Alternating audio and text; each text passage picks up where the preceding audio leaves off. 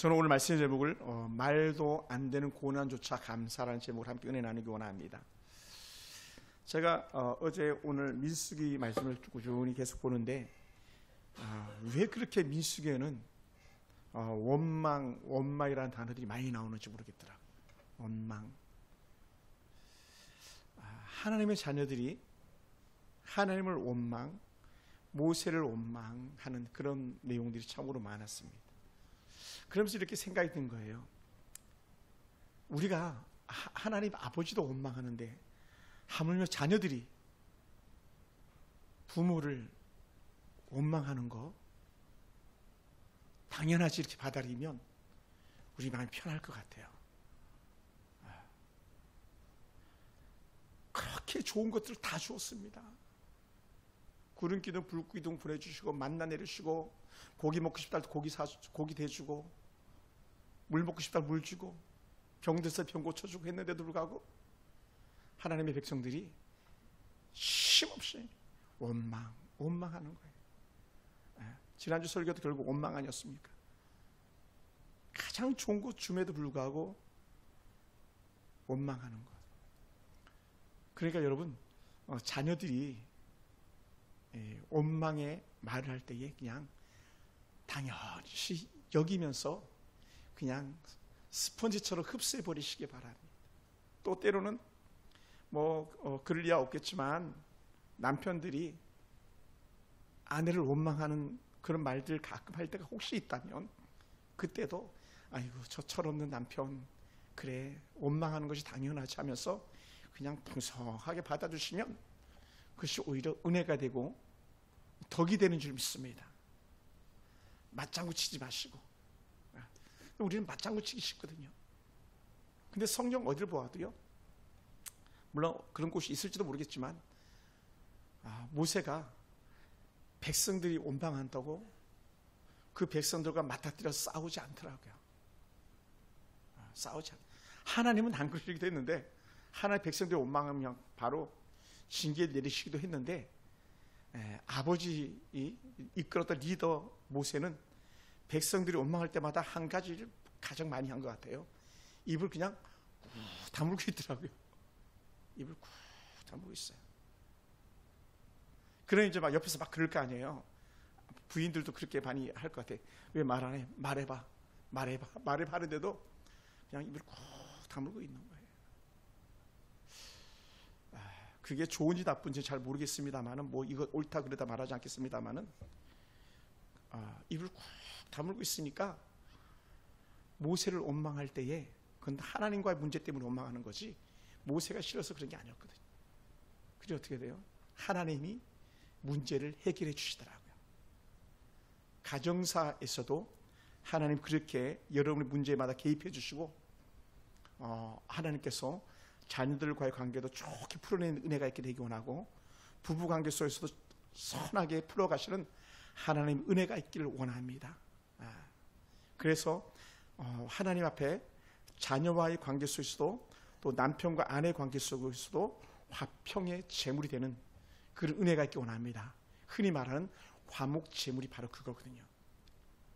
예수님께서 이 땅에 오셨던 목적은 화평케 하기 위해서 오심이었어요. 화목하게 하기 위해서. 하나님은 세상과 화평케 하기 위해서 예수님을 보낸 것인 것이 아니고 우리가 하나님과 화평케 하기 위해서 보내신 거예요. 우리는요 절대로 세상과는 화평의 관계가 될 수 없습니다. 우리는 하나님과 화평, 하나님과 화목하는 관계. 그러니까 부부가 좋은 관계를 유지한다는 것 자체는 하나님과 화평의 길을 여는 그런 은혜인 줄 믿으시기 바랍니다. 잘 사는 사람들, 흔히 말하면 성공적으로 사는 사람들이 가지고 있는 특징들이 있는데 그런 사람들은요 인생을 후회하면서 뒤로 물러나지 않는다는 거예요. 계속 희망을 가지고 때로 힘들어도 앞으로 내딛는 삶이에요.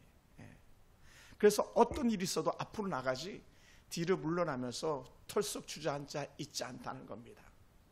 이것을 성경 속으로 표현한다면 하나님께서 보내주신 약속했던 가나안 가는 백성들은 사실은 앞으로 가야 하는데 사단은 그 백성들이 가나안 땅으로 들어가는 것을 원하지 않아요. 그래 어떻게 돼요? 자꾸 가지마 옷깃을 잡아당기는 거예요. 그 옷깃을 잡아당기는 시위들 중에 하나가 뭐냐면 원망하고 시비하게 하는 거예요. 여러분, 인생길은요 사실 순탄하지 않습니다. 그래서 수도 없이 털썩 제자리에 앉아 주장케 하고 싶은 하는 것이 사단의 전술이에요. 그래서 악한 사단은 우리가 무너지는 것을 최고의 목적으로 여기고요, 사단은 가정이 무너지는 것을 최고의 목적으로 여기고요, 사단은 무엇보다 교회가 무너지는 것을 최고의 목적으로 여깁니다.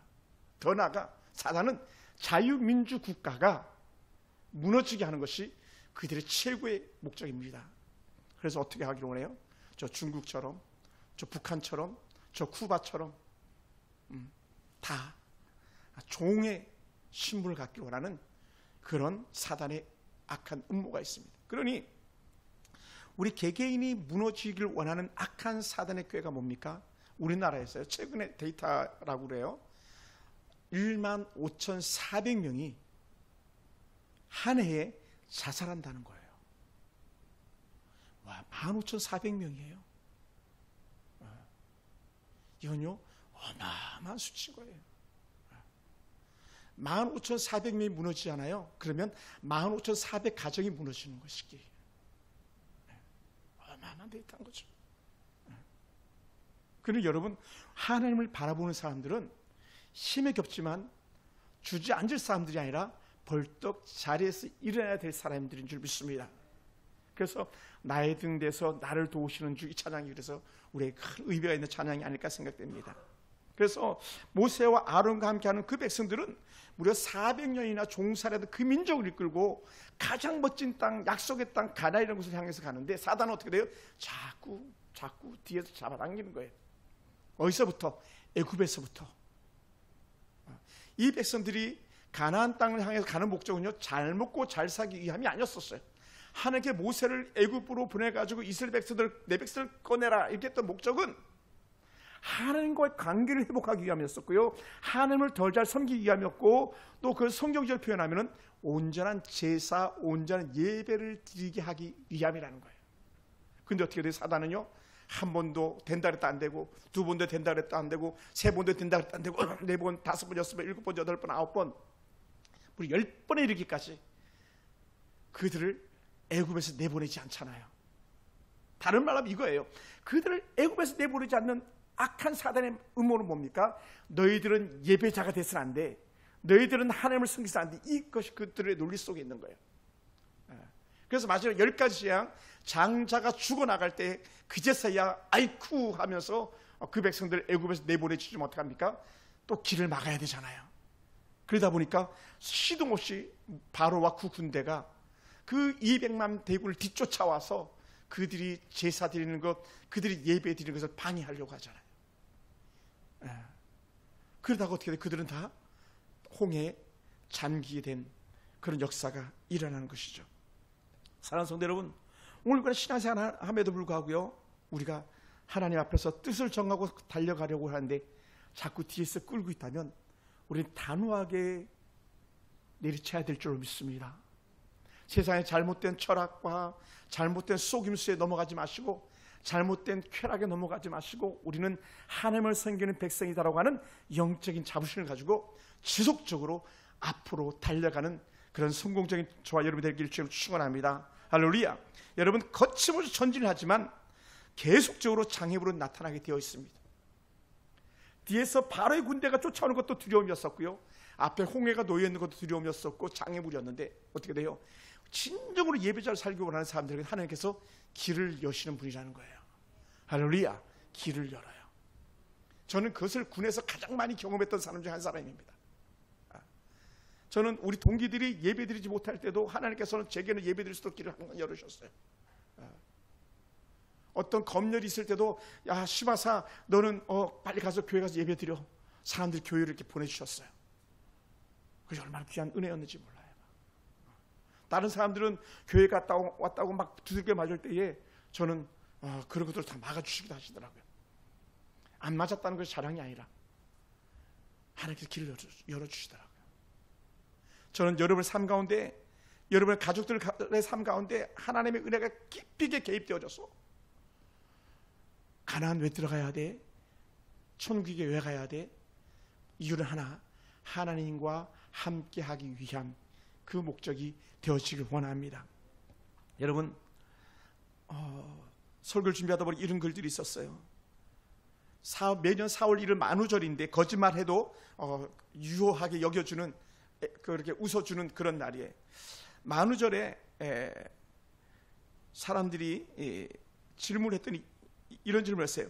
거짓말이라도 좋으니까 꼭 듣고 싶은 말이 무엇입니까? 라는 거예요. 거짓말이라도 좋으니까 꼭 듣고 싶은 말이 뭐가 있습니까? 라고 물어봤어요. 그랬더니 제일 첫 번째 듣고 싶었던 거짓말 중에 하나가 뭐냐면, 로또에 당신이 당첨됐습니다. 로또 복권에 당첨됐다. 이 말을 듣고 싶어하는 사람들이요, 10명 중에 5명이었어요. 10명 중에 25%니까 약 3명이었어요. 10명 중에 3명이 로또 복권에 당첨됐다는 소식을 듣고 싶습니다. 또 직장인들이 하는 고백인 것 같습니다. 당신이 최고로 듣고 싶은 거짓말이 뭡니까? 했더니, 야, 너 연봉 인상됐어, 이런 말이에요. 14.3%나 됩니다. 그리고는, 야, 이번 달 특별 보너스가 나왔어, 11.8%. 뭐 직장에서 하는 사람들이 주로였던 것 같습니다. 그리고 네 번째가 프로포즈를 받았습니다. 결혼 프로포즈 받았습니다. 이게 약 10%였어요. 그리고 너 특별 휴가 갔다 와, 이런 얘기가 9.9%, 약 10% 정도 차지했습니다. 그런데 중요한 게 뭐냐면, 첫 번째도 두 번째도 세 번째도 무엇과 연관이 있었냐면 다 만문이지 물질과 연관이 있었다는 거예요. 물질. 다 사람들의 중심 속에서는 돈이었다. 사실은 우리 중에서도 다 때로는 그렇게 말하고 싶어 할지도 몰라요. 돈 좀 많았으면 좋겠다. 저도 마찬가지일 수 있어요. 막 주고 싶은 데가 얼마나 많은지, 해야 될 일이 얼마나 많은지. 물질이 중심을 차지하는 듯 합니다만은 그러지 않습니다. 우리 중심에는 하나님이 중심이 돼야 돼요. 사단은 교묘하게 물질주의 중심으로 쏘겨 넘어가게 합니다. 그러다 보니까 어떻게 돼요? 돈 때문에, 물질이라는 것 때문에 우리가 관계가 깨어지기도 하고요, 물질이라는 것 때문에 가족이 붕괴되기도 하고요, 물질이라는 돈 때문에 신앙을 저버리는 예들이 얼마든지 있더라는 거예요. 너 왜 교회 못 와? 목사님, 저요, 일하기 때문에 교회 못 옵니다. 그 중심에 뭐가 있어요? 돈이 있는 거죠. 물론 제가 돈을 무시하는 건 아니에요. 돈을 싫어하는 게 아닙니다.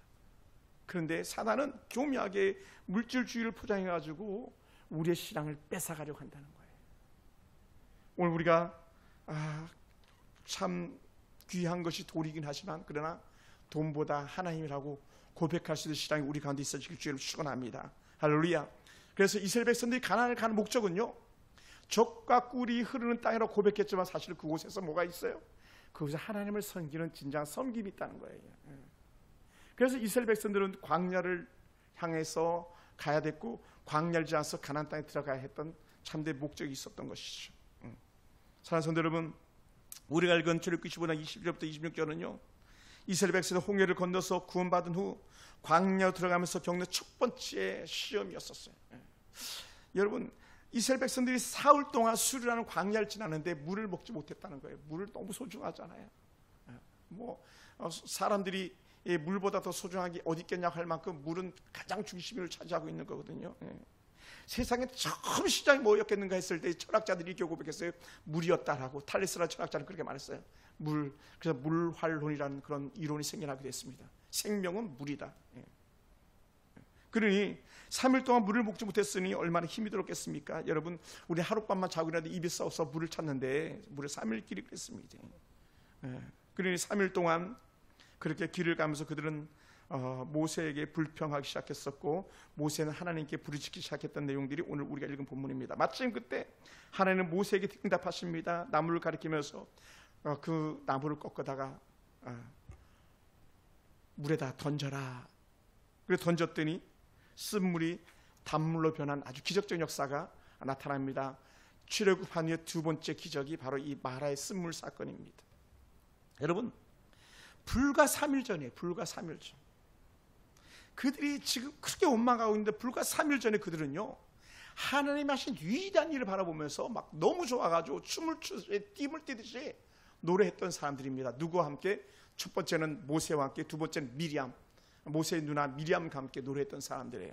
그래서 모세는 이렇게 고백했습니다. 그 백성들과 함께 홍해를 건너고 난 후에 미리암과 모세는 신발에 나가서 백성과 노래했는데 무엇을 노래냐면 하나님은 높은 분이다, 하나님은 영화로운 분이다, 그 분이 말과 그 탄 자들을 바다에 던져버렸다는 거예요. 이것이 홍해 사건에 대한 경험이거든요. 그러니 여러분 말 그대로 애굽의 바로 갖다 수장시켜도 그 하나님을 갖다 높이 했던 그런, 자기들은 아무것도 한 게 없어요. 출애굽하면서 홍해를 가르는데 아무것도 한 게 없습니다. 애굽 군대를 물리치는데 아무것도 한 게 없어도 하나님이 다 하셨습니다. 그러면서 저도 참 좋아하는 본문인데 15장 2절에 이렇게 노래했거든요. 여호와는 나의 힘이요 나의 노래시며 나의 구원이시로다, 내가 그를 높이리라 라고 하는, 아주 제가 짧게 요약했습니다만 이렇게 노래하는 거예요. 아주 제가 이 말씀을 가지고 노래 부르는 찬양도 제가 얼마나 좋아했는지 몰라. 보라 하나님 나의 구원이시며 나의 노래시며, 그냥 노래만 불러도 하나님이 너무 좋아지는 그런 본문들인데 이들이 바로 그것을 고백했던 사람이에요. 그리고는 여호와가 어떤 사람이냐, 어떤 하나님이시냐, 그런 큰 용사시다. 그러니까 어디 가든지 여호와가 큰 용사 되시면요 어떤 적들을 만나 다 문제없이 이겨낸다는 거예요. 할렐루야. 그러니 그것을 고백했던 백성들이었거든요. 그리고는 더 실제적으로 15장 4절에서 이렇게 표현했어요. 바로와 그 군대를 바다에 던지시니 최고의 지휘관들이 홍해에 잠겼다라고 하는 그런 노래하는 거예요. 최고의 지휘관들이. 깊은 물이 그들 덮으니 그들이 돌처럼 잠겼나이다. 또 다른 본문에는 납처럼 잠겼습니다 이렇게 번역되는 본문들도 있거든요. 납은 덩어리가 작아도 비중이 높아가지고 얼마나 무거운지 몰라요. 여기 돌은 모양은 작아도 얼마나 무겁습니까? 돌은 결국 물에 뜨지 않잖아요. 그런 것처럼 그렇게 물에 다 잠겨버렸다고 애국 군대가 물에 수장되는 걸 바라보면서 노래했던 그들입니다. 깊은 물이 그들 덮었으니 그들이 돌처럼 잠겼습니다. 15장 5절에 그렇게 고백했었거든요.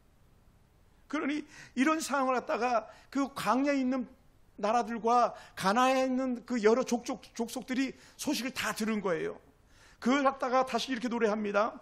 여러 나라가 듣고 떨며 불에서 주민이 두려움에 잡히며 에돔 두령이 놀라고 모압 영웅이 떨림에 잡히며 가나안 주민이 다 낙담하였습니다. 그들이 돌같이 침묵하여 싸우니라고 하는 이런 고백을 15장 14절부터 16절까지 쭉 고백을 하거든요.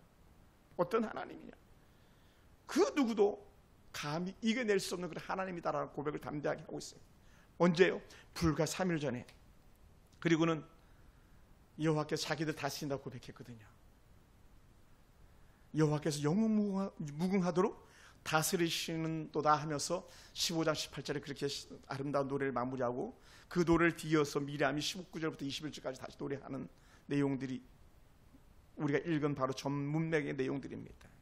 여러분 이렇게 아론과 미리암과 함께 신발을 노래하면서 그렇게 광야길을 걸었는데 3일 길을 걸었음에도 불구하고 물이 없는 이런 절망적인 상황을 갖다가 맞이하는 거예요.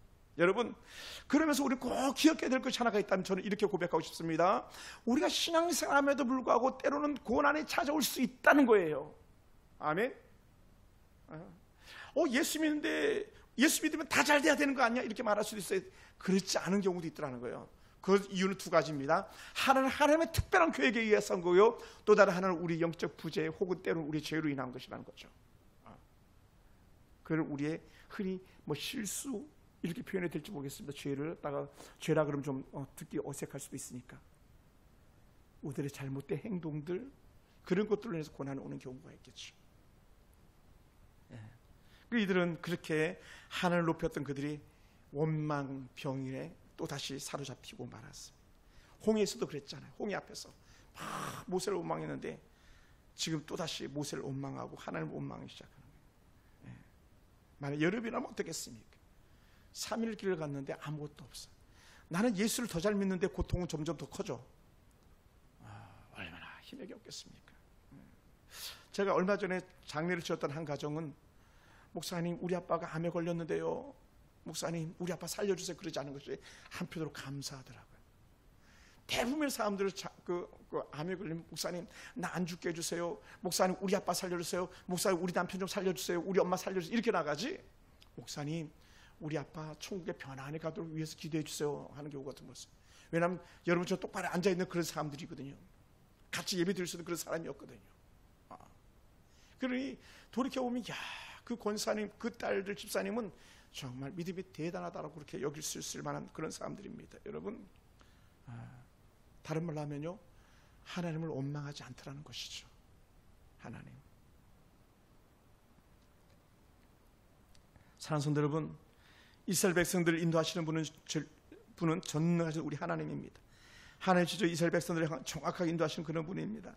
하나님은 그 백성들 위해서 구름기둥과 불기둥을 인도해 나가시는 그런 하나님입니다. 그렇다면 모세나 혹은 그 백성들은 반드시 깨달을 것이 하나가 있었는데 그게 뭐냐 했을 때에 저는 이걸 말씀드리고 싶습니다. 비록 3일 길을 걸어서 물이 없을지라도 하나님은 그 백성들을 떠나지 않았다. 하나님은 나를 떠나지 않았다는 거예요. 할렐루야. 저도 마찬가지. 가끔은 너무 실망스럽고 때로는 너무 힘들다고 생각될 즈음에도 하나님은 결코 나를 실어 버림받지 않게 하시라는 말씀이 나를 사로잡는 것처럼 하나님은 이 광야에서 3일 길을 걸으면서도 물을 먹지 못했지만 하나님은 그들을 떠나지 않았다는 거예요. 그러므로 여러분, 우리가 고난 가운데 있다 할지라도 너무 힘들 때도 하나님은 그 가운데도 함께 계심을 믿어야 된다는 거예요. 힘들지만 때로는 우리도 이 광야의 백성처럼 하나님을 향하여 원망스러운 정말 입이 튀어나올 수 있는 그런 여지가 있을 수도 있겠지만 그럼에도 불구하고 어떻게 돼요? 하나님은 그들을 떠나지 않으신다는 거예요. 하나님 우리를 떠나지 않는다는 겁니다. 사랑하는 성도 여러분, 그러므로 하나님은 이 백성들에게 크게 역사하신 하나님입니다. 하나님은 이 다양한 역사 10가지 재앙들을 통해서 바로와 그 백성들 소멸시키면서까지 하나님께서 하시고 싶었던 것은 뭔가, 그것은 이유는 단 하나예요. 가나안 땅을 향하여 가는 그 백성들의 첫째는 믿음이고, 두 번째는 가나안 땅을 가는 동안에 만나는 수많은 적들이 감히 이스라엘 백성들을 손대서는 안 되겠다라고 하는 그런 사인을 보여주신 줄 믿습니다. 민수기를 읽다 보면 그렇게 나와요. 간담이 녹았다고 하는 그 여호수아 본문에 나오는 내용들도 있습니다. 사랑하는 성도 여러분, 오늘 저와 여러분이 가는 그 길이 때로 힘하고 어려움이 있다 할지라도 감히 우리가 가는 길은요, 거침없이 뚫린 길인 줄 믿으시기 바랍니다. 할렐루야, 할렐루야. 여러분, 하나님 이스라엘 백성들이 어떤 환경과 어려운 문제가 또 어려운 힘든 일이 있어도 온전히 하나님을 신뢰하고 감사하며 기뻐할 수 있는 삶을 살기를 원하시는 하나님이라는 거예요. 불과 3일 만에 전날 하나님을 믿고 살았던 그들이지만 그럼에도 불구하고 하나님은 다시 그들에게 아니야, 너희들은 나를 바라봐야 되라고 말하는 그런 하나님이라는 거예요. 세상에 그 수많은 신들이 있지만 그 우리 하나님과 같은 분이 어디냐고 노래했던 그 고백이 단타로 끝나서 안 되고 계속적으로 그렇게 고백되어지길 원하시는 그런 하나님입니다. 사랑하는 성도 여러분, 우리 3일 신앙을 가져서는 안 됩니다. 매일매일 새롭게 고백되어지는 그런 은혜가 우리 가운데 있기 원합니다. 하나님은 어떤 하나님입니까? 하나님은 그 백성들에게 분명하게 살 길을 여시는 하나님이라는 거예요. 할렐루야. 살 길을 여시는 하나님. 하나님은 그 백성들을 실망하게 하신 하나님이 아니라 실망할 즈음에 그들에게 위로자로 다가오시고 문제 해결자로 나타나시는 그런 하나님이라는 거예요. 그래서 하나님은 홍해에서도 건져내시고 광야에서도 길을 내시는 그런 하나님이었던 거죠. 하나님은 하나님의 선택된 백성들의 문제라면 모든 것을 동원했으라도 분명하게 살 길을 여시는 그런 하나님이었다는 거예요. 할렐루야. 여러분, 그렇게 살 길을 열기 위해서 대표적인 사건을 저는 다시 한번 강조하고 싶은 것이 있다면요, 모세가 이끌고 나올 때에 애굽의 모든 초태생들, 장자, 처음 태어난 사람이건 짐승이건 다 죽여버린 거예요. 그걸 갖다가 다른 시편에 이렇게 고백합니다. 애굽을 속량물로 주셨다라는 거예요. 애굽의 수많은 사람들이 죽어나가는 그 값으로 이스라엘 백성들이 구원을 얻었다는 겁니다. 할렐루야. 그게 은혜예요. 은혜. 한번 따라합시다. 하나님이 나 때문에 애굽을 치셨습니다. 왕자를 죽였어요. 바로를 죽이신 하나님이에요. 누구 때문에? 우리 때문에. 그것만입니까? 우리 때문에 뭐 바로야 죽일 수 있습니다. 애국 사람들 죽일 수 있습니다. 하나님은 그 참보다 훨씬 더 높은 독생하신 예수 그리스도를 우리 위해서 죽이신 하나님입니다. 그래서 우리가 성경을 보다 보면 야, 아들도 아끼지 않았는데 뭘 아끼겠니? 이렇게 말씀하잖아요. 아들도 아끼지 않고 우리에게 주신 분이 뭘 못 주겠니? 하나님은 우리에게 다 해결해 주실 수 있는 그런 분이라고 말씀했거든요. 사랑하는 성도 여러분, 그러다 보니까 우리 하나님이요, 우리가 지나온 흔적들을 자랑하기를 원하셨던 그런 하나님이에요. 우리가 지나온 뒤를 돌아보시기 바랍니다. 돌아보면 불과 3일 전 홍해가 갈라진 것을 볼 수 있었습니다. 그렇게 애굽에서 어떡하지 두렵고 떨 때에 그 길을 여신 하나님을 우리가 생각해낼 수 있습니다. 여러분, 말이 그렇죠. 15,400명이라는 대략적인 숫자의 죽음이겠습니다만은 그 15,400명 중에 우리가 포함될 수 있는 잘못된 찬스들이 얼마든지 있었잖아요. 근데 우리 하나님이라는 이름 하나 때문에 그 죽음의 고비를 비껴난 것 아니겠습니까? 저만은 그렇습니다. 여러분 어떤지 모르겠습니다. 저도 너무 힘이 들고 때로는 앞길 보이지 않는 것처럼 여길 때는 아유, 차라리 죽는 게 낫지 이렇게 생각했던 적들이 오래전에 있었거든요. 저만 그랬겠습니까? 돌아보면 너무 힘들었던, 차라리 죽는 게 낫다고 할 만큼 가슴 아픈 사건들, 사고들이 얼마든지 우리 가운데 있습니다. 그런데 우리는 견딘 은혜가 무엇입니까? 우리가 그렇게 아픔도 이방 사람들처럼 그렇게 생명을 버리지 않았던 이유가 있다면 그것은 너희 안에 있는 믿음이니라. 세상을 이기는 것이 이것이니 곧 너희의 믿음이라. 할렐루야. 이스라엘 백성들이 비록 원망과 시비하면서도 또 앞으로 나갈 수 있는 은혜의 이유 중에 하나가 있다면 그들 가운데 보이는 구름기둥, 불기둥이 은혜인 거예요. 우리 가운데는 오늘 이 말씀을 들으시다고 생각하는 여러분의 모습이 은혜고요, 여러분이 펼쳐서 하나님의 흔적을 찾고자 하는 그 성경 말씀을 통해서 하나님이 어떤 분이 알고자 하는 그 성경 리딩 읽음이 은혜인 줄 믿습니다. 할렐루야. 저는 그것을 여러분에게 높이 사고 싶습니다. 사랑하는 성도 여러분, 아팠던 지난 날들을 돌이켜보시고 두 번 다시 고통당하지 않도록 하나님 나를 책임져 주세요, 내 인생길도 열어주세요 라고는 그런 고백이 있기 원합니다. 그래서 히브리서 기자는 이렇게 고백했습니다. 믿음이 없이는 하나님을 기쁘시게 할 수 없다. 다른 말로 하면 믿음이 없이는 우리는 한 걸음 앞으로 내디딜 수 없는 거예요. 왜냐하면 원망이 길을 막아버리니까.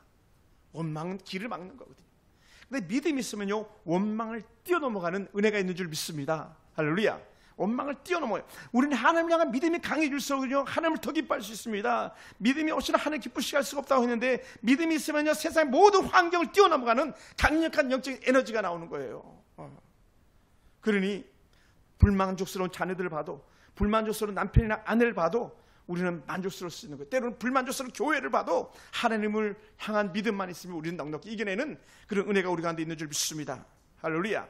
그럼 우리는 이렇게 고백할 수 있게 되기 원해요. 하나님, 내가요 지금 연약합니다. 때로는 지금 하나님 내가 믿음이 부족합니다. 그러므로 주님 내게 더 나은 믿음을 주시옵소서, 더 나은 눈을 열어주시옵소서. 그래서 아버지 눈앞에 보이는 구름기둥을 하나님으로 믿고 따르는 은혜를 주시고, 불기둥을 하나님 믿고 따르는 은혜를 주시옵소서. 왜냐하면 그것이 여호와의 상징이었었거든요. 구름기둥, 불기둥. 오늘날은 뭡니까? 우리 안에 계신 성령의 내주하심입니다. 여러분 속에 하나님의 영이 거하십니다. 성령님이 거하세요. 성령님이 나를 인도해 주시옵소서. 성령님이 나를 깨닫게 해주시옵소서. 성령님이 내 이 고난을 이기는 믿음을 주시옵소서 고백한다면 우리는 세상 그 어떤 것도 감당할 만한 믿음의 사람이 되는 줄 믿습니다. 할렐루야. 그리고 하나님을 진심으로, 또 하나님을 더 열심히 믿음으로 따라가게 될 때에 우리는 뒤에 돌아보면 아, 하나님이 하셨구나, 또 하나님이 하셨구나, 또 하나님이 하셨구나 하는 그런 영적 은혜의 흔적들이 남게 되는 줄 믿습니다. 할렐루야. 여러분, 그리고 하나님은요, 하나님을 부르짖는 자들을 기뻐하시는 하나님이에요. 여러분, 모세와 그 백성의 가장 큰 차이는 뭐냐? 뭘 것 같습니까? 오늘 본문을 보다 보면 모세와 그 백성의 큰 차이, 여러분 앞으로 민수기를 읽어보시기 바랍니다. 민수기를 볼 때마다 나타나는 현상인데 모세와 그 백성들의 큰 차이가 하나가 있습니다. 그것이 뭐냐면 백성들은 원망할 때요, 모세는 기도합니다. 부모들은 자식놈들이 원망할 때에 자식들을 위해서 기도하는 사람이에요. 때로는 자녀들은 마찬가지. 부모가 자식들을 원망할 때에 자식들은 부모를 위해서 기도해 줄 수 있는 사람. 이게 진짜예요. 아멘. 이게 진짜예요. 저도 마찬가지.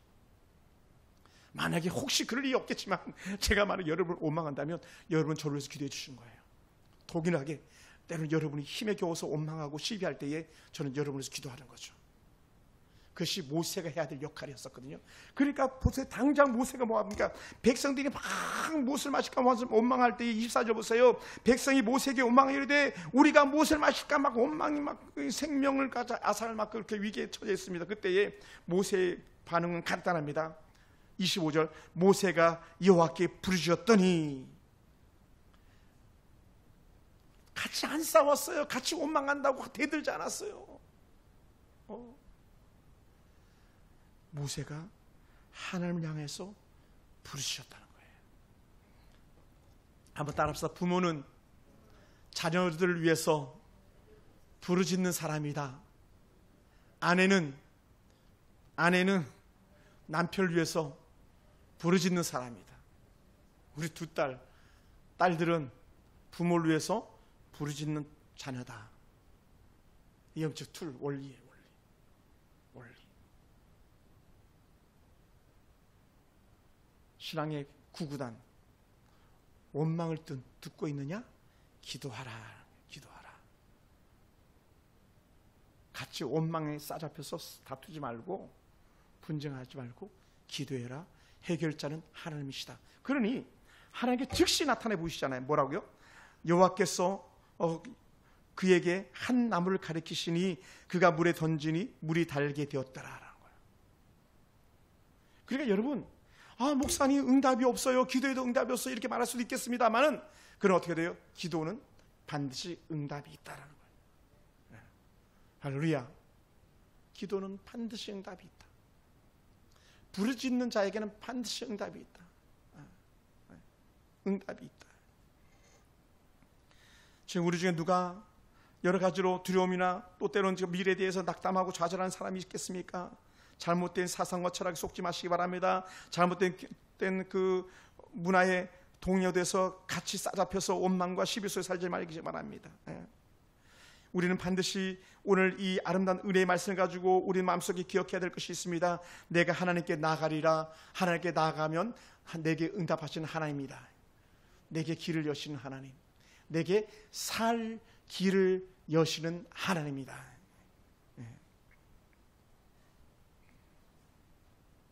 우리 교회 성도는 아닌데 오늘도 저한테 카톡이 왔어요. 목사님, 집을 평생 처음으로 집을 살려고 하는데 많이 문제가 생겨요. 첫 번째 거래했던 내용 했던 그 금액을 바꿔서 달리 말해요. 그 난감합니다. 어려움이 임했습니다. 목사님 기도해 주세요 라고 그러더라고요.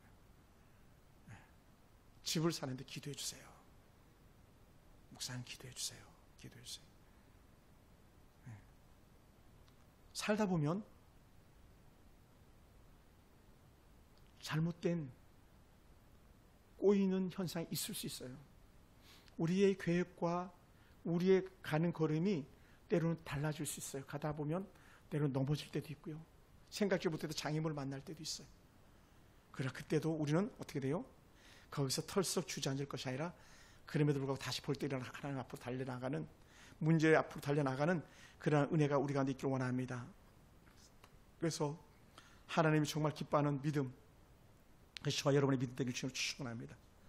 사랑하는 성도 여러분, 그래서 히브리서 기자는 이렇게 고백했어요. 믿음이 없이는 하나님을 기쁘시지 못한다. 그럼 또 하나님께 나가는 자는 반드시 그가 계신 것과 또한 그가 자기를 찾는 자들에게 상 주시는 이심을 믿어야 할지니라고 히브리서 11장 6절에서 말씀했어요. 상 주시는 이심, 다른 말로 하면 하나님께서는 우리 인생의 문제들을 해결해 주신 하나님, 이걸 다시 의역해서 하나님은 우리의 기도마다 응답으로 역사하신 하나님, 그 응답은 뭡니까? 좋은 것 주기를 기뻐하시는 하나님이라는 거예요. 좋은 것.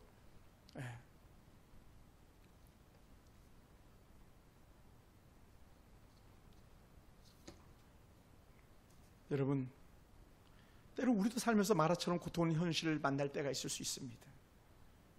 여러분 삶의 현장에서, 때로는 가정에서, 또 때로는 학교나 직장에서 아픔을 만날 수 있어요. 그때 우리도 본능적으로 나오는 것이 있다면 탄식이나 속에서 나온 한숨이나 이 애굽에서 나온 이 백성들처럼 원망하기 쉽습니다. 그때 우리는요, 얼른 말씀으로 돌아가기 원합니다. 그리고 그것이 그럼에도 불구하고 끊어지지 않거든 주의 성전으로 달려와서 기도문을 여시기 바랍니다. 그래야 입이 들어가고 원망의 한숨이 그쳐지는 줄 믿습니다. 그래서 고단한 인생길 광야는요, 언제든지 쓴물이 나타날 수 있지만 그러나 단물 되게 하시는 그 하나님의 은혜가 있음을 믿습니다. 이스라엘 백성들이 처음 만났던 고난, 홍해 사건과 마라의 쓴물 사건인 것처럼 예수님께서 사역에 가장 먼저 했던 이적 중에 하나가 뭡니까? 바로 물이 변화의 포도주가 되는 사건이었었어요. 반드시 있어야 될 포도주. 전혀 말도 안 되는 물을 가지고 포도주를 만들어내신 그 하나님의 능력이 예수님을 통해 나타났습니다. 우리의 실력, 우리의 능력이 아니라 하나님께서 우리 삶에 개입한다면 우리 딸들의 미래라든지 우리 아들들의 미래가 아버지 앞에서 가장 복된 인생으로 전환될 줄로 믿습니다. 여러분, 그것은요 절대로 이론이 아니에요. 그것은 실제입니다. 그것을 저는 이렇게 말하고 싶어요. 믿음이라고요. 여러분, 어느 한 소녀가 산길을 걷다가 거무줄에서 막 버둥대는 나비를 이렇게 구해 주었습니다. 그런데 이 나비를 구해주는 과정에서 이 소녀의 팔과 다리에 가시질 피가 났습니다. 그러더니 그것을 막 힘에 겨우 할 때에 나비가 갑자기 천사로 변하더니 한 가지 소원을 말해보라고 했대요. 그래, 이 소녀가 천사에게 한 가지 부탁했는데 뭘 했냐? 세상에서 가장 행복한 사람이 되게 해주세요라고 이렇게 속삭였습니다. 세상에서 가장 행복한 사람이 되게 해달라고. 여러분, 세상에서 가장 행복한 사람이 되는 게 뭐였겠습니까? 이 소녀는 어른이 되고 결혼을 하고 엄마가 되고 백발의 노인이 될 때까지 가장 행복한 인생을 사는 그런 여인이 되었답니다. 과연 이 여인에게 그 천사가 무엇을 말했겠습니까? 그것은요, 간단한 해답입니다. 원망하지 말고 감사해라. 모든 일마다 감사해라. 뭐 한 비유 예화로 말씀드렸습니다마는 원망 대신에 감사해야 될 것을 너무나도 잘 알았던 사도 바울도 우리에게 주었던 말씀이 뭡니까? 범사에 감사해라. 말의 쓴물조차도 감사하면서 단물되게 하실 하나님을 기대하라. 때로는 남편을 원망하기 쉽고 자녀들을 원망하기 쉽고 때로는 교회나 또 이 시대를 원망하기 쉬운 그런 상황 속에서 오히려 전화위복 감사하는 순간에 체인지업 바뀌게 될 것이다. 우리 교회가 그랬으면 좋겠습니다. 저 여러분 삶이 그랬으면 좋겠습니다. 원망을 뛰어넘어가는 감사의 신앙으로 말도 안 되는 고난조차도 역전시키시는 그런 하나님의 은혜가 저와 여러분 가운데 있기를 주님으로 축원합니다. 할렐루야.